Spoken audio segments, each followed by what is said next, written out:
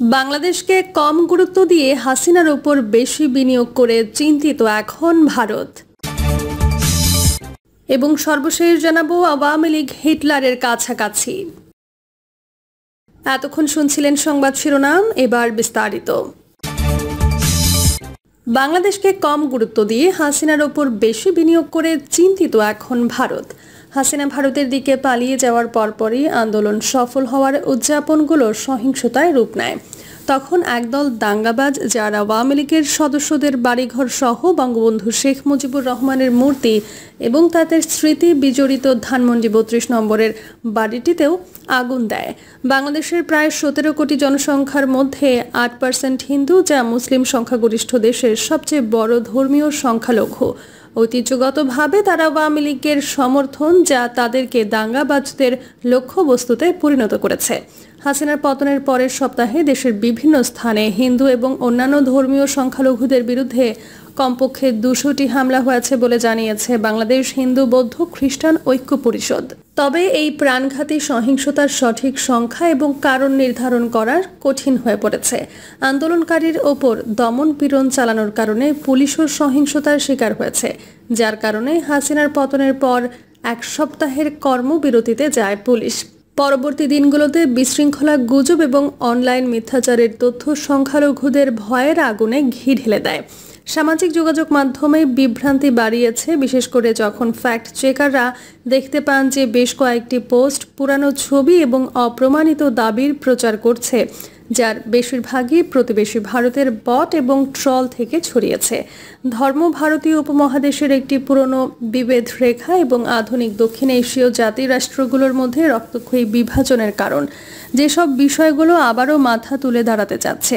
কিন্তু বাংলাদেশের হিন্দুদের বাস্তব ভয় এবং হিন্দু সংখ্যাগরিষ্ঠ ভারতের থেকে আসা মিথ্যা তথ্যের পার্থক্য হল ক্ষমতা, প্রভাব, সম্পদ এবং প্রবেশাধিকার নিয়ে কূটনৈতিক প্রতিযোগিতা। বাংলাদেশের নোংরা ভূ রাজনৈতিক খেলা এতদিন আন্তর্জাতিক সম্প্রদায় উপেক্ষা করেই আসছিল, কিন্তু জেনজি বিপ্লব নামে পরিচিত বাংলাদেশি অভ্যুত্থানের কারণে শেখ হাসিনার পতন এই কূটনৈতিক অবস্থানকে নাড়িয়ে দিয়েছে। বসন্ত বিপ্লব সবার জন্য। এই সামাজিক অস্থিরতার গুরুত্ব দ্রুত উপলব্ধি করেন বাংলাদেশের অন্তর্বর্তীকালীন সরকারের প্রধান উপদেষ্টা নোবেল বিজয়ী ডক্টর মোহাম্মদ ইউনূস। তিনি অলিম্পিক গেমসে যোগ দিতে প্যারিসে অবস্থান করেছিলেন। সেখান থেকে ঢাকায় ফিরে এসেই তিনি সাংবাদিকদের বলেন, দেশের শৃঙ্খলা পুনঃস্থাপন করাকেই তিনি এখন অগ্রাধিকার দেবেন। গত সোমবার ডক্টর ইউনূস দেশের সবচেয়ে বড় মন্দির ঢাকেশ্বরী জাতীয় মন্দিরে হিন্দু সম্প্রদায়ের সদস্যদের সঙ্গে সাক্ষাৎ করেন। সেখানে তিনি তার সরকারের পক্ষ থেকে সকল বাংলাদেশি নাগরিকদের সমান অধিকার এবং সুরক্ষা নিশ্চিত করার জন্য ধৈর্য এবং সহায়তার আহ্বান জানান। অনেক বাংলাদেশি ছাত্র এবং সুশীল সমাজের সদস্যরা শৃঙ্খলা রক্ষা এবং সংখ্যালঘুদের অধিকার রক্ষার জন্য তাদের সাধ্যমতো কাজ করছেন। ইনস্টাগ্রামের মতো সামাজিক যোগাযোগ মাধ্যমগুলোতে বাংলাদেশ জুড়ে মন্দির পাহারায় ছাত্রদের ছবিতে ছেয়ে গেছে। ঢাকা ভিত্তিক Bangladesh institute of peace and security স্টাডিজের সিনিয়র ফেলো শাফকাত মুনির বিশ্বাস করেন, হাসিনা পরবর্তী যুগে বাংলাদেশ যাত্রা শুরু করার সঙ্গে সঙ্গে অন্তর্ভুক্তি এবং বহুত্ববাদ গুরুত্বপূর্ণ নীতিরূপে দাঁড়াবে। তিনি বলেন, প্রথমত আমাদের দেশের সংখ্যালঘু গোষ্ঠী এবং মানুষের ওপর কিছু দুর্ভাগ্যজনক হামলা হয়েছে। তবে আমি অবশ্যই উল্লেখ করতে চাই যে সেখানে প্রচুর ভুয়া তথ্য রয়েছে। আমি বলতে চাই, বাংলাদেশ ও বাংলাদেশের মানুষের জন্য একটি ঘটনাও অনেক বেশি। এই বিপ্লবকে আমি বসন্ত বিপ্লব বলে আখ্যায়িত করতে চাই। এই বিপ্লব বাংলাদেশের সব মানুষের জন্য, তারা যে ধর্মই পালন করুক না কেন। তাই আমাদের জন্য এটি অত্যন্ত গুরুত্বপূর্ণ যে কোনো বিশেষ গোষ্ঠী বা ব্যক্তিকে তার ধর্মের জন্য যাতে লক্ষ্যবস্তু করা না যায়। এটা খুবই গুরুত্বপূর্ণ। হাসিনা বনাম অস্থিতিশীল ইসলামপন্থী বাংলাদেশ। কিন্তু ভারতের ৪,০০০ কিলোমিটার সীমান্ত জুড়ে অনেক সংবাদ উপস্থাপক, সম্পাদক ও মন্তব্যকারী এই আশ্বাসগুলোতে সন্তুষ্ট নন। মূলধারার ভারতীয় সংবাদ মাধ্যমগুলো প্রায়ই প্রধানমন্ত্রী নরেন্দ্র মোদীর হিন্দু জাতীয়তাবাদী সরকারের মুখপাত্র হিসেবে কাজ করে। তারা বাংলাদেশের এই জাগরণকে একটি ইসলামপন্থী দলের সঙ্গে জড়িয়ে ফেলছে। জামায়াতে ইসলামী কি? পাকিস্তান সমর্থিত রাজনৈতিক দলটি, যেটি শেখ হাসিনার সরকারকে উৎখাত করেছে, এমন একটি শিরোনামও করেছিল তারা। আবার জামায়াত হয়তো বাংলাদেশে নিয়ন্ত্রণ করতে পারে, অন্য আরেকটি শিরোনামে মোদির ভারতীয় জনতা পার্টির এক সিনিয়র সদস্যকে উদ্ধৃত করেও বলা হয়েছে ভারতীয় গণমাধ্যমে। জামায়াতে ইসলামী বাংলাদেশের 53 বছরের ইতিহাসে কখনোই সংসদীয় সংখ্যাগরিষ্ঠতা অর্জন করতে পারেনি। তবে এটি সময়ে সময়ে বিরোধী দল বিএনপির সাথে জোট বেঁধেছে। জামায়াতকে 1 আগস্ট নিষিদ্ধ করে শেখ হাসিনার সরকার। শেখ হাসিনা দাবি করে জামায়াত বিএনপি আন্দোলনের সহিংসতা ও প্রাণহানির জন্য দায়ী। তবে বিএনপি এবং জামায়াত হাসিনার উৎখাতের আগেই প্রাণঘাতী এসব সহিংসতার দায় অস্বীকার করেছে। গত মঙ্গলবার বাংলাদেশের আদালত হাসিনা ও তার প্রশাসনের 6 জন শীর্ষ কর্মকর্তার বিরুদ্ধে এই বিষয়ে হত্যা মামলা দায়ের করেছে। অনেকেই আওয়ামী লীগ, বিএনপি এবং জামায়াত সহ দেশের মূলধারার রাজনৈতিক দলগুলোর প্রতি সন্দেহ প্রকাশ করেছেন। কিন্তু বাংলাদেশি ছাত্রনেতারা বারবার সাংবাদিকদের বলেছেন যে তারা মৌলিক পরিবর্তনের জন্য চেষ্টা করছেন। এ ধরনের রাজনৈতিক অতীত থেকে বেরিয়ে আসতে তারা ডক্টর ইউনূসকে দেশের অন্তর্বর্তীকালীন সরকার গঠনের জন্য আহ্বান জানিয়েছে। তাদের এই বার্তা ভারতীয় মন্তব্যকারীদের আশ্বস্ত করতে পারেনি। এ বিষয়ে ওয়াশিংটন ভিত্তিক উইলসন সেন্টারের দক্ষিণ এশিয়া ইনস্টিটিউটের পরিচালক মাইকেল কুগলম্যান ব্যাখ্যা করে বলেন, আমি মনে করি অনেক ভারতীয় এই ধারণায় বিশ্বাসী ছিলেন যে হাসিনা এবং আওয়ামী লীগ ধর্মনিরপেক্ষ। তারা ইসলামপন্থী শক্তিগুলোর হাত থেকে অস্থিতিশীল বাংলাদেশকে রক্ষা করেছে। হাসিনার ঝুলিতে সব ডিম। শেখ হাসিনার পতন অনেক বছরের কৃতকর্মেরই ফল। সরকারি চাকরিতে বিতর্কিত কোটা পদ্ধতি তার পতনের অনুঘটক হিসেবে কাজ করেছে। 2024 সালের 7 জানুয়ারি নির্বাচনে টানা 4র্থ মেয়াদে জয়ী হওয়ার পর আসলে তার ওপর মানুষের অসন্তোষ বেড়ে যায়। যুক্তরাষ্ট্রের পররাষ্ট্র মন্ত্রণালয় এই নির্বাচনকে অবাধ ও সুষ্ঠু হয়নি বলেও সমালোচনা করে। তবে ভারত ও চীন 76 বছর বয়সী প্রধানমন্ত্রী শেখ হাসিনাকে অভিনন্দন জানাতে দেরি করেনি। এক্ষেত্রে হাসিনাকে মোদির অভিনন্দন উল্লেখযোগ্য ছিল। বিচার বহির্ভূত ও বর্জিত নির্বাচনের ওপর বিশিষ্টজনদের সমালোচনা থাকার পরও মোদি বাংলাদেশের প্রধানমন্ত্রী ও জনগণকে অভিনন্দন জানান।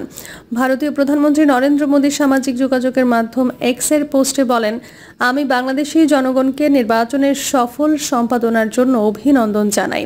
আমরা বাংলাদেশ সহ আমাদের দীর্ঘস্থায়ী এবং জনগণ কেন্দ্রিক অংশীদারিত্বকে আরও শক্তিশালী করতে প্রতিশ্রুতিবদ্ধ। ভারতের এ ধরনের বক্তব্য বাস্তবতার থেকে অনেক দূরে ছিল। The colonel who would not repent, the Bangladesh war and its unquiet legacy বইয়ের লেখক শালিল ত্রিপাঠী বলেন, ভারত হাসিনার ওপর অতিরিক্ত বিনিয়োগ করেছে এবং বাংলাদেশে বিনিয়োগ কম করেছে। তিনি বলেন, দিল্লির সব ডিম এক ঝুড়িতেই গেছে, যা ভূ রাজনৈতিকভাবে মোটেই বুদ্ধিমানের কাজ না। চীন ভারতের সঙ্গে কূটনৈতিক নৃত্য। কুগলম্যানের মতে হাসিনা বিদেশি নীতি এমনভাবে সাজাতে সক্ষম হয়েছিলেন যার আঞ্চলিক রাজধানীগুলোতে গ্রহণযোগ্যতা ছিল। কুগলম্যান বলেন, শেখ হাসিনা সম্পর্কে যাই বলুন, কিন্তু আমি আসলে মনে করি তিনি বাংলাদেশের আঞ্চলিক শক্তিগুলোর সাথে সম্পর্ক ভারসাম্যপূর্ণভাবে পরিচালনা করেছেন। তার সাথে ভারতের একটি বিশেষ সম্পর্ক ছিল, তবে তিনি চীনের সাথে অর্থনৈতিক ও প্রতিরক্ষার সম্পর্ক বড় আকারে বৃদ্ধি করেছিলেন। 2023 সালের মার্চে হাসিনা কক্সবাজারে একটা চীন নির্মিত $1.21 বিলিয়ন একটি সাবমেরিন ঘাঁটি উদ্বোধন করেন। ওয়াশিংটন ডিসি ভিত্তিক centre for strategic and international স্টাডিজের মতে এটি ছিল চীনের সাবমেরিন কূটনীতির একটি রত্ন। কিন্তু চীন ভারত কূটনৈতিক নৃত্য পরিচালনায়ও সূক্ষ্ম দক্ষতার প্রয়োজন। প্রায় 14 বছর ক্ষমতায় থেকে হাসিনা আস্তে আস্তে সেই পথ হারাতে শুরু করেছিলেন। গত মাসে চীন সফরটি ব্যর্থ হয়েছে বলে ভারতীয় গণমাধ্যমে বলা হয়েছে। বেইজিং হাসিনাকে প্রয়োজনীয় কূটনৈতিক সৌজন্য প্রদানে ব্যর্থ হয়েছে। বিশেষ করে তিস্তার পানি ব্যবস্থাপনা প্রকল্প সম্পর্কে চীন কোনো প্রতিশ্রুতি দিতে পারেনি। তাই হাসিনা তার চীন সফর সংক্ষিপ্ত করে দেশে ফিরে আসেন এবং সাংবাদিকদের বলেন, তিনি তিস্তায় পানি প্রকল্পের জন্য ভারতের প্রস্তাবকেই সমর্থন করেন। বাংলাদেশ বিক্রি। ঐতিহাসিক কারণে নয়াদিল্লি ও ঢাকার সম্পর্ক দীর্ঘ সময় ধরে চলে আসছে।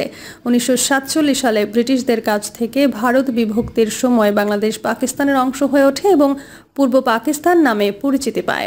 1971 সালে ভারতের সহায়তায় পাকিস্তানের কাছ থেকে স্বাধীনতা পায় বাংলাদেশ। 1970-এর দশক থেকে ভারত এই ছোট এবং দরিদ্র বাংলাদেশকে বিশ্বস্ত সহযোগী হিসেবে সবসময় পাশে পেয়েছে। সেখানে ভারতের সঙ্গে পাকিস্তান ও চীনকে কেন্দ্র করে যুদ্ধ এবং সীমান্ত উত্তেজনা ছিল সবসময় বিরাজমান। কিন্তু বাংলাদেশ এবং ভারতের পশ্চিমবঙ্গ রাজ্যের ভাষাগত সম্পর্কের কারণেও ভারত পূর্ববর্তী প্রতিবেশীর সাথে উল্লেখযোগ্য সুবিধা উপভোগ করেছে। কিন্তু 2014 সালে মোদীর হিন্দু জাতীয়তাবাদী বিজেপি পার্টি ক্ষমতায় আসার পর পরিস্থিতি জটিল হয়ে ওঠে। 2019 সালে মোদী সরকারের পক্ষ থেকে বিতর্কিত নাগরিকত্ব আইন পাশ করা হয়, যা মুসলিম বিরোধী বলে সমালোচিত হয়।